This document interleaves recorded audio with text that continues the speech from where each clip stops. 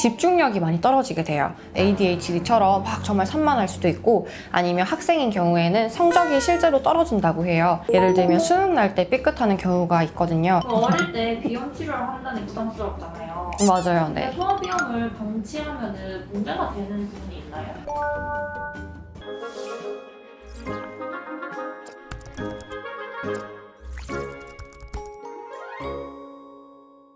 저희 사촌 동생이 콧물이 많이 나가지고 소아과에 갔더니 코감기 약을 처방해주더라고요. 비염은 아닐까 하고 걱정돼서. 그게 코감기랑 되게 비슷하거든요. 그래서 평소에 괜찮다가 갑자기 어느 순간에 콧물이 줄줄줄 난다. 이거는 무조건 코감기예요. 어릴 때 비염인지 아닌지는 어떻게 알아요? 제일 쉬운 거는 코감기가 걸렸을 때 잘 떨어지지가 않거나 아니면 떨어지자마자 바로 다시 걸리거나, 그러니까 되게 자주 걸리는 아이들 같은 경우에는 비염이라고 볼 수 있어요. 가장 정확한 거는 사실 내원하신 게 제일 정확해요. 정말 코감기만 뚝 있는 애들도 있고 코감기에 걸렸고 또 비염까지 있는 아이들도 있거든요. 그러니까 그 뜻이 코가 약해진 상태에서 코감기까지 계속 같이 들어있는 경우가 많아서 코 내시경으로 보면 딱 나타나요. 그러니까 제일 좋은 거는 내원하시는 게 제일 좋긴 합니다. 어린아이가 이렇게 내시경 하는 거는 괜찮아요? 생각보다 아이들이 잘해요. 어. 난리치는 애들은 한 5명 중에 1명 정도? 그런데 비염도 유전인 거예요? 유전이라고 보진 않아요. 근데 유전이라고 보기보다는 환경 문제라고 보고요. 같은 가족이라고 하면 비슷한 환경에 노출되어 있기 때문에 비슷하게 코가 약해졌다라고 봅니다.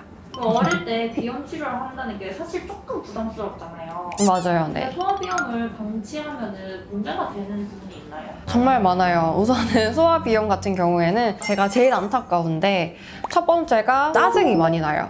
아이가 예민해져요. 그 이유가 비염이 있으면 잠을 깊게 못 자니까 계속 아이는 피곤한 상태고 계속 피곤하니까 칭얼칭얼 거리게 되고 되게 예민하게 되고요. 두 번째는 콧물이 잘 안 나오게 되면 아세틸콜린이라는 물질이 안 나오게 되니까 집중력이 많이 떨어지게 돼요. 그래서 아이들 경우에는 집중력이 떨어져서 ADHD처럼 막 정말 산만할 수도 있고, 아니면 학생인 경우에는 성적이 실제로 떨어진다고 해요. 어떤 환자분은 진짜 머쓱하게 웃으시면서 제가 어렸을 때 비염만 아니었으면 뭔가 큰 거 하나 잃었을 거라고 하시는 분도 있었거든요. 세 번째는 계속 입으로만 숨이 쉬게 되면 구강 구조가 계속 변하게 돼요. 아이들 같은 경우에는 계속 턱이 자라고 계속 얼굴이 변하는데 턱이 많이 나올 수도 있거든요. 그래서 그게 무서워서 오는 분들도 가끔씩 계셔요. 키 이야기 안 했다. 키도 안 커요? 네, 키도 안 커요. 왜냐하면 깊게 잠을 못 자니까 당연히 발달은 더 늦게 되죠. 그래서 비염이 되게 심한 애들 같은 경우에는 정말 작은 경우가 많아요. 비염이 있고 키가 작은 아이들이 보약 같은 거 막 먹인다고 하시는데 우선은 비염 치료부터 하고 잘 자고 집중을 잘하는 시기에 보약을 먹이면 훨씬 더 좋다고 말씀을 드리거든요. 그래서 그거는 그냥 참고사항입니다.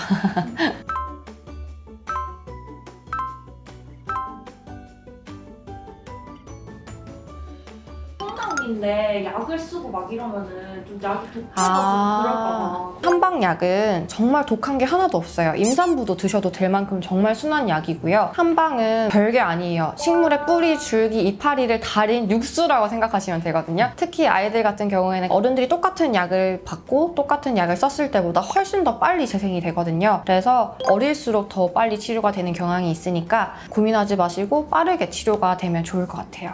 자라면서 자연스럽게 낫지 않을까요? 그런 사람도 있어요. 어렸을 땐 비염이 심했었는데 중학생 땐 괜찮다가 근데 요즘 다시 심해졌어요 하는 분들이 꽤 많거든요. 그래서 언제든지 다시 안 좋아질 확률이 다른 사람보단 좀 많고요. 우리 아이가 나중에 크면서 좋아질지 아닐지를 모르니까 빨리 치료하시는 게 키나 성장이나 모든 면에서 좋겠죠. 소화비염을 낫겠지 하면서 계속 방치하시는 경우가 있고 또 나이가 들면서 괜찮아지겠지 하시는 경우도 많은데 나중에 정말 중요한 날 때, 예를 들면 수능 날 때 삐끗하는 경우가 있거든요. 그러니까 절대로 방치하지 마시고 우리 아이를 위해서도 또 부모님을 위해서도 편하게 생활할 수 있도록 열심히 치료하시기 바랍니다.